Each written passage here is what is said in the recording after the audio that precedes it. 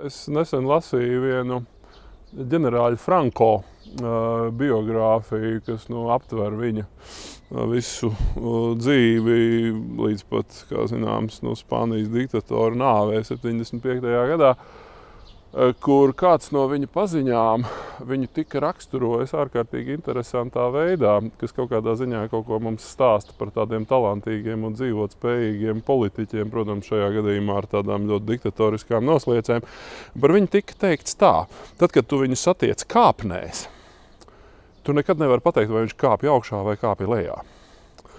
Un tas, man liekas, ir ārkārtīgi interesanti, ka tu redzi, ka talantīgi politiķi, ar kuriem, kā saka, ikdienā ir saistīta mana ikdienas darbība, ļoti bieži ir tieši tādi, ka viņi, kā saka, vienmēr atrodas kāpnēs kaut kur tā, ka tu nekad no malas tā raugoties īsti nesaproti, uz kuru pusi viņi dodās. Jo tajā mirklī, kad viņi dodās kādā virzienā, un tu vari pateikt, uz kurienu viņš iet, tajā mirklī viņš jau ir absolūti prognozējams. Tur jau vairs nav nekas interesants, ko stāstīt, bet tajā mirklī, kad tu viņu satiec un redzi, ka tu nevari pateikt, uz kuru pusi, vai viņš kāpj augšā vai kāpj lejā, tad tu saproti, ka tas, acīm redzot, ir ļoti gudrs un ļoti slīpēts cilvēks.